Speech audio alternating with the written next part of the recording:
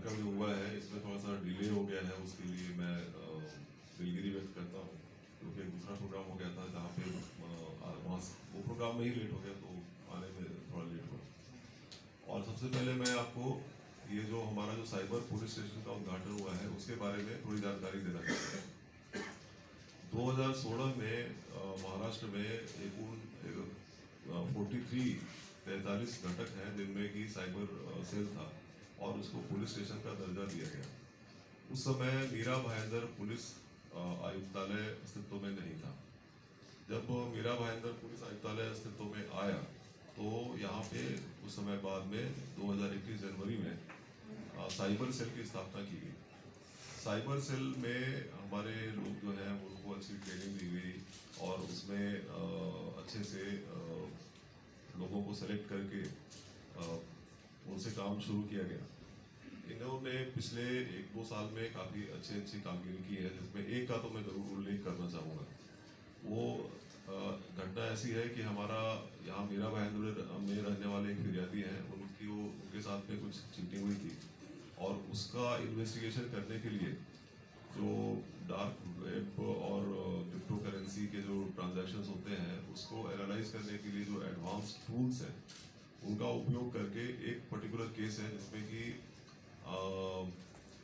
बाकायदा legal procedure follow करके FIR register करके बाद में कोर्ट का ऑर्डर लेके हमने सेशंस बेस्ड एक एक्सचेंज है वहाँ पे जो चाइनीज नेशनल्स हैं जो कि इसमें उनके अकाउंट में जो पैसे जमा थे वहाँ से with due process of law वो पूरा करके उनके अकाउंट से हमारे फिरियादी जो मीरा भाईंदर के एरिया में रहते थे उनके अकाउंट में वापस 39 लाख रुपीस वापस किए गए।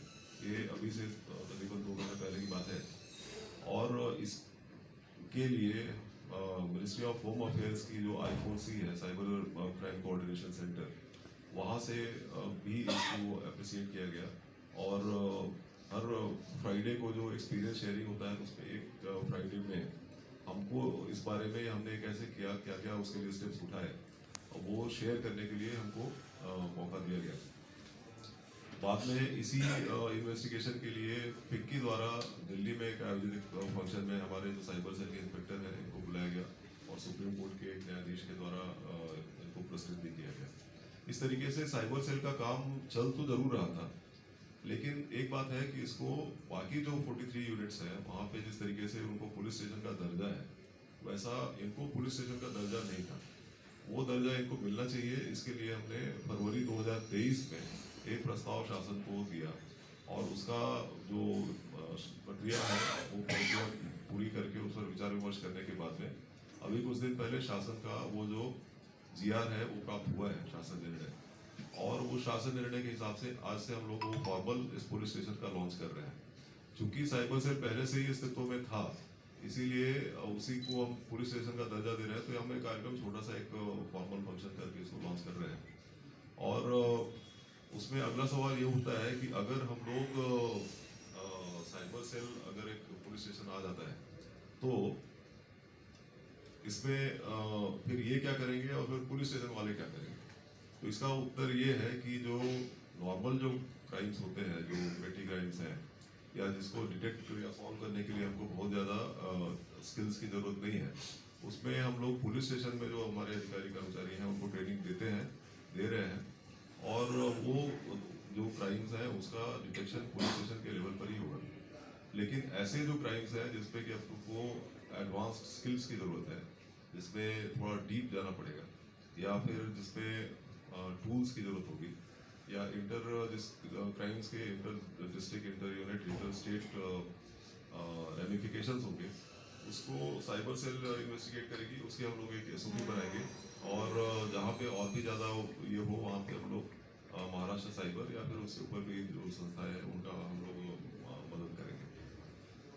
सो ये हो गई हमारी जानकारी इसके बारे में। अब दूसरा जो है साइबर रील्स कंपटीशन, इसके बारे में आपको थोड़ी जानकारी देना चाहता हूँ। तो I will do in Marathi first. Hindi चलेगा? हाँ, मराठी भी तो बोलना ही है ना फिर। तो मैं इस कैंपेन जो किया है, जो कर रहे हैं, ये है रियल कंपटीशन एट इंस्टाग्राम। इसके बारे में मैं आप लोगों को थोड़ी जानकारी देना चाहूँगा। हम लोग जो साइबर क्राइम जो भी हो रहे हैं तो और धीरे धीरे बढ़ रहे हैं, ऐसा दिख रहा है, तो उसको कंटेन करने के लिए हम हमारे पास में जो डिटेक्शन करने के लिए जो टीम है उसको स्ट्रेंथन कर रहे हैं। हमारे जो पुलिस अधिकारी हैं उनके लिए ट्रेनिंग्स ऑर्गेनाइज करते हैं। और पिछले इस साल अभी तक टोटल 419 पुलिस अधिकारी और 377 पुलिस कर्मचारी इनको साइबर क्राइम्स डिटेक्ट करने के लिए ट्रेन किया।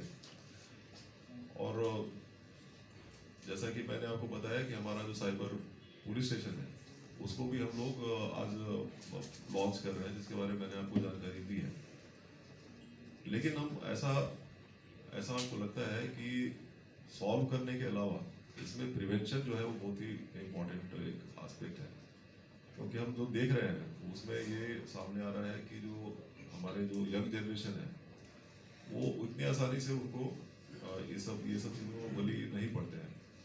लेकिन जो सीनियर सिटीजन्स हैं या फिर जो मिडिल क्लास के लोग हैं, हाउस वाइफ्स हैं, उनका एक ऐसा देखने में आ रहा है कि सामने किसी ने फोन किया तो वो लोग विश्वास करते हैं। एक एसएमएस आ गया कि आपकी बिजली का बिल आपने नहीं भरा है तो आप इस नंबर पे कॉल करो, तो वो लोग विश्वास कर लेते हैं। वैसे गुने ना हो गए तो फिर तो सॉल्व करना ही है, हमारा काम है वो। लेकिन वैसे गुने ना हो तो उसको सॉल्व करने के लिए, उसको प्रिवेंट करने के लिए पब्लिक में अवेयरनेस करना बहुत जरूरी है। और ये अवेयरनेस करने के लिए ही हमारा ये एक प्रयास है। हमने इसके लिए हमारा जो आयुक्तालय है इसमें एक अवेयरनेस का एक कैलेंडर ही बना दिया है और हमने उसको पुलिस स्टेशन में एसीपी डीसीपी सबके पास में डिस्ट्रीब्यूट किया है। हमने उनको ये कहा है कि आपको एक हफ्ते में एक किसी कॉलेज में या फिर एक किसी हाउसिंग सोसाइटी में, एक किसी एसोसिएशन में, किसी ट्रेडर एसोसिएशन में, किसी ज्वेलर एसोसिएशन की इस तरह की किसी मीटिंग में आपको जाके एक अवेयरनेस प्रोग्राम करना है। जहाँ पे अगर हमने कोई फिल्म बनाई है तो फिल्म दिखाते हैं, पावर पॉइंट प्रेजेंटेशन है तो वो दिखाते हैं। लेकिन उसमें एक समस्या ये है कि ये जो प्रेजेंटेशन होता है ये एक one way competition, one way communication है। हम कहते हैं और लोग सुनते हैं, तो उसमें क्या होता है कि कई बार लोग बोर हो जाते हैं या फिर हमारा कंटेंट शायद बहुत अच्छा ना हो। ये जो रियल कंपटीशन है इसकी जो पीछे जो कल्पना है वो एक तो ये है कि लोगों में उत्साह होता है। मैंने देखा है कि कॉलेज के जो बच्चे हैं उनको इस तरह का कुछ अगर हम एक चैलेंज सामने रखते हैं तो दे participate with lot of enthusiasm.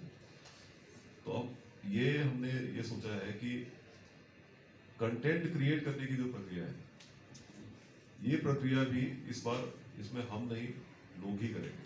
उसमें फायदा ये होता है कि जो प्रक्रिया है, अगर हमने चार बच्चों ने डिसाइड किया कि हमको इसमें कुछ कंटेंट बनाना है, मान लीजिए कि फिशिंग के बारे में उन्होंने कुछ बनाना है, तो फिर वो अपने घर में रिसर्च करके इंटरनेट पे बैठेंगे, उनके किसी दोस्त से पूछेंगे तेरे साथ में ऐसा कुछ हुआ है क्या, अपने घर में अपने पेरेंट्स के साथ में चर्चा करेंगे। तो वो चर्चा की जो प्रक्रिया है उससे ही उनका जो अपना एक छोटा सा जो सर्कल है उस सर्कल में इसकी चर्चा हो जाएगी। और इसमें कंटेंट क्रिएट करने के बाद जो अवेयरनेस होगा वो तो होगा ही, कंटेंट क्रिएट करने की प्रक्रिया में ही अच्छा खासा एक अवेयरनेस हो जाता है। हमने इसी के तहत ये डिसाइड किया था कि जो वसई विरार म्यूनिसिपल कॉर्पोरेशन का एरिया है वहाँ पे हम पथनाट्य स्पर्धा और स्किट कॉम्पिटिशन करेंगे। वहाँ पे बहुत सारे कॉलेजेस ने, मेरे ख्याल से 50-100 कॉलेजेस के बच्चों ने पार्टिसिपेट किया था और बाद में उसमें से जो अच्छे थे वैसे टोटल 12 पथनाट्य सेलेक्ट किए गए और उनका फाइनल एक कंपटीशन किया गया जिसमें फर्स्ट सेकंड थर्ड और कंसोलेशन प्राइजेस दिए गए। और वो विरार में हुआ था, वहाँ पे मैं भी गया था और उसमें हमने जो लोगों का उत्साह देखा तो उसके बाद में हमको काफ़ी उससे प्रेरणा मिली। अब हम उसी का जो सेकेंड स्टेप है उसमें मीरा भाईंदर म्यूनिसिपल कॉर्पोरेशन के एरिया में, एक्चुअली मीरा भाईंदर वैसे ही विरार पूरे के लिए है, हमारा जो आयुक्तालय का एरिया है उसके लिए है। इसमें हम रील्स कंपटीशन कर रहे हैं। पहले हमने ये सोचा था कि हम एक शॉर्ट फिल्म फेस्टिवल करेंगे, लेकिन बाद में हमको ये समझ में आया कि अभी इंस्टाग्राम और सोशल मीडिया ज़्यादा